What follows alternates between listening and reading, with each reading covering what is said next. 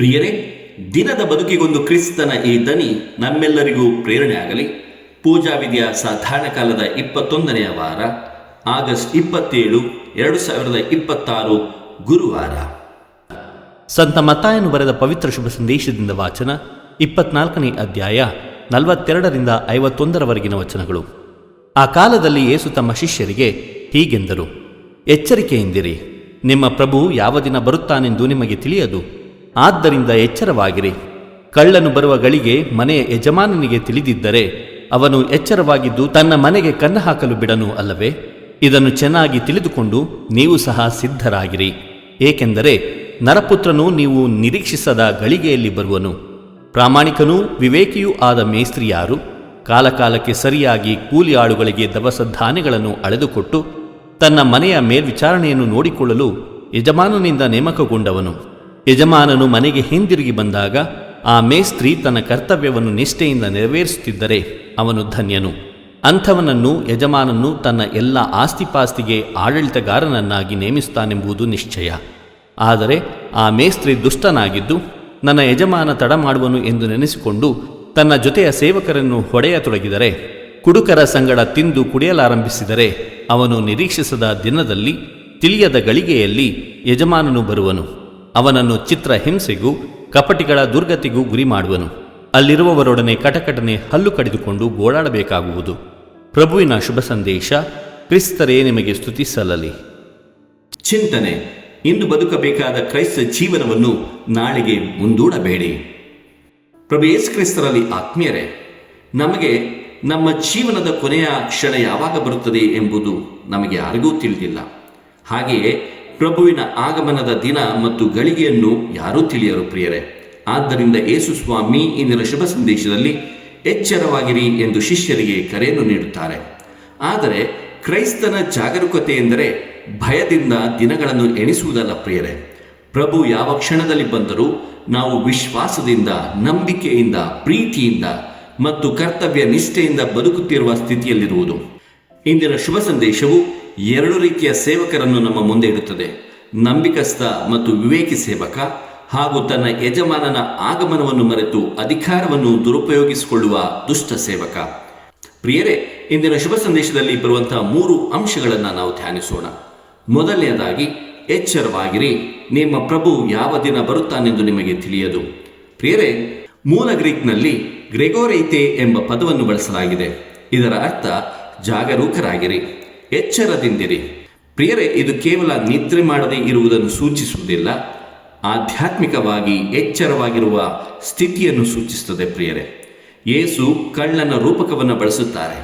ಕಳ್ಳನು ಯಾವ ಸಮಯದಲ್ಲಿ ಬರುತ್ತಾನೆಂದು ಮನೆಯ ಯಜಮಾನನಿಗೆ ತಿಳಿದಿದ್ದರೆ ಅವನು ಸಿದ್ಧನಾಗಿರುತ್ತಿದ್ದನು. ಆದರೆ ಸಮಯ ತಿಳಿದಿಲ್ಲವಾದ್ದರಿಂದ ಸದಾ ಎಚ್ಚರವಾಗಿರಬೇಕು. ಪ್ರಿಯರೇ, ಇದರ ಅರ್ಥ ನಂತರ ಬದಲಾಗುತ್ತೇನೆ, ವಯಸ್ಸಾದ ಮೇಲೆ ದೇವರನ್ನು ಹುಡುಕ್ತೇನೆ, ಸಮಯ ಸಿಕ್ಕಾಗ ಪ್ರಾರ್ಥಿಸ್ತೇನೆ ಎಂಬ ಮುಂದೂಡುವಿಕೆ ಕ್ರೈಸ್ತ ಜೀವನಕ್ಕೆ ಅಪಾಯಕಾರಿ. ದೇವರೊಂದಿಗೆ ಸರಿಯಾದ ಸಂಬಂಧವನ್ನು ಹಿಂದೆ ಬದುಕಬೇಕಾಗಿದೆ ಪ್ರಿಯರೇ. ಇನ್ನು ಎರಡನೆಯದಾಗಿ, ಪ್ರಾಮಾಣಿಕನೂ ವಿವೇಕಿಯೂ ಆದ ಮೇಸ್ತ್ರಿ ಯಾರು? ಇಲ್ಲಿ ಯೇಸು ಒಬ್ಬ ನಂಬಿಕಸ್ಥ ಮತ್ತು ವಿವೇಕಿ ಸೇವಕನನ್ನು ಪರಿಚಯಿಸುತ್ತಾರೆ. ಮೂಲ ಗ್ರೀಕ್ನಲ್ಲಿ ಪಿಸ್ತೋಸ್, ಕೈ, ಪ್ರೋನಿಮೋಸ್ ಎಂಬ ಪದಗಳಿವೆ. ಇದರ ಅರ್ಥ ನಂಬಿಕಸ್ಥ ಮತ್ತು ವಿವೇಕಿ ಎನ್ನುವುದಾಗಿದೆ. ಮೇಸ್ತ್ರಿ ತನ್ನದೇ ಮನೆಯ ಯಜಮಾನನಲ್ಲ, ಅವನಿಗೆ ವಹಿಸಲಾದ ಮನೆಯ ಜವಾಬ್ದಾರಿಯನ್ನು ಅವನು ನೋಡಿಕೊಳ್ಳುತ್ತಾನೆ.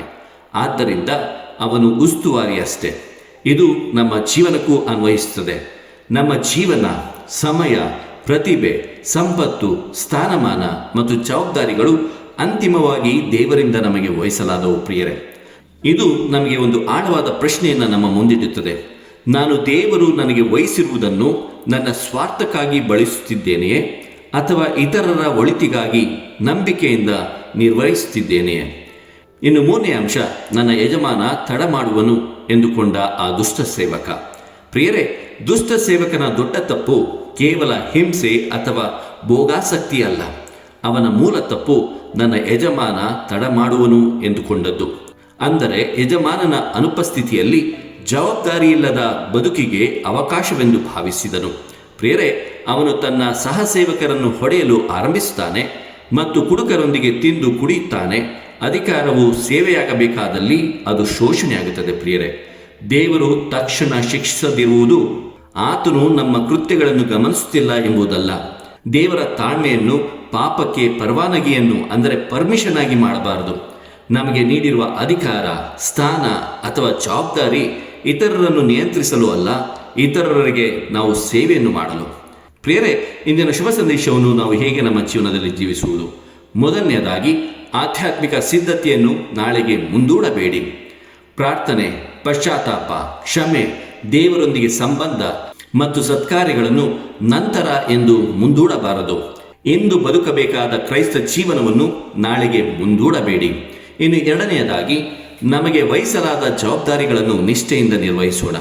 ಮನೆಯಲ್ಲಾಗಲಿ, ಉದ್ಯೋಗದಲ್ಲಾಗಲಿ, ಚರ್ಚಿನ ಸೇವೆಯಲ್ಲಾಗಲಿ, ಸಮಾಜದಲ್ಲಾಗಲಿ ಯಾರು ನೋಡದಿದ್ದರೂ ಸರಿಯಾದುದನ್ನು ಮಾಡುವುದೇ ಒಬ್ಬ ನಂಬಿಕಸ್ಥ ಸೇವಕನ ಗುಣವಾಗಿದೆ ಪ್ರಿಯರೇ.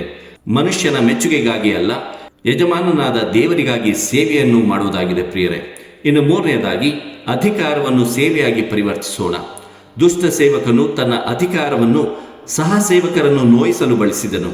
ಕ್ರೈಸ್ತ ನಾಯಕತ್ವದ ನಿಜವಾದ ಮಾದರಿ ಇದಕ್ಕೆ ವಿರುದ್ಧವಾಗಿದೆ. ನಮಗೆ ಹೆಚ್ಚು ಅಧಿಕಾರ ದೊರೆತಷ್ಟು ನಾವು ಹೆಚ್ಚು ಸೇವಕರಾಗಬೇಕು ಪ್ರಿಯರೇ. ಇನ್ನು ಕೊನೆಯದಾಗಿ, ಯಜಮಾನ ತಡ ಮಾಡುತ್ತಾನೆ ಎಂಬ ಭ್ರಮೆಯಿಂದ ಹೊರಬರೋಣ. ದೇವರ ನ್ಯಾಯ ತಡವಾಗುತ್ತಿರುವಂತೆ ಕಾಣಬಹುದು, ಆದರೆ ಅದು ಅನುಮತಿಯಲ್ಲ. ಆದ್ದರಿಂದ ಇತರರಿಗೆ ಅನ್ಯಾಯ ಮಾಡುತ್ತಾ ಏನೂ ಆಗುವುದಿಲ್ಲ ಎಂದುಕೊಳ್ಳಬಾರದು. ಪ್ರಿಯರೇ, ಇಂದಿನ ಶುಭ ಸಂದೇಶವು ನಮಗೆ ಭವಿಷ್ಯದ ದಿನಾಂಕವನ್ನು ತಿಳಿಸುವುದಿಲ್ಲ, ಇಂದಿನ ಜೀವನವನ್ನು ಹೇಗೆ ಬದುಕಬೇಕು ಎಂಬುದನ್ನು ಕಲಿಸುತ್ತದೆ. ಪ್ರಭು ಯಾವಾಗ ಬರುತ್ತಾರೆ ಎಂಬುದನ್ನು ನಾವು ತಿಳಿಯುವುದಿಲ್ಲ, ಆದರೆ ಅವರು ಬಂದಾಗ ನಾವು ಹೇಗಿರಬೇಕು ಎಂಬುದು ನಮ್ಮ ಕೈಯಲ್ಲಿದೆ ಪ್ರಿಯರೇ. ಜಾಗರೂಕರಾಗಿರುವವನು ಭಯದಿಂದ ಕಾಯುವುದಿಲ್ಲ, ಕರ್ತವ್ಯದಲ್ಲಿ ನಿಷ್ಠೆಯಿಂದ ಬದುಕುತ್ತಾನೆ. ನಂಬಿಕಸ್ಥ ಸೇವಕನು ಯಜಮಾನನ ಅನುಪಸ್ಥಿತಿಯಲ್ಲಿಯೂ ಯಜಮಾನನ ಮನಸ್ಸಿಗೆ ತಕ್ಕಂತೆ ನಡೆದುಕೊಳ್ಳುತ್ತಾನೆ. ಆದ್ದರಿಂದ ಯಜಮಾನ ಇನ್ನೂ ತಡ ಮಾಡುತ್ತಾನೆ ಎಂದುಕೊಂಡು ಜೀವನವನ್ನು ವ್ಯರ್ಥಗೊಳಿಸದೆ ಹಿಂದೆ ಪ್ರಾರ್ಥಿಸೋಣ, ಹಿಂದೆ ಕ್ಷಮಿಸೋಣ, ಹಿಂದೆ ಪ್ರೀತಿಸೋಣ ಹಾಗೂ ಹಿಂದೆ ಸೇವೆಗೆ ಮುಂದಾಗೋಣ.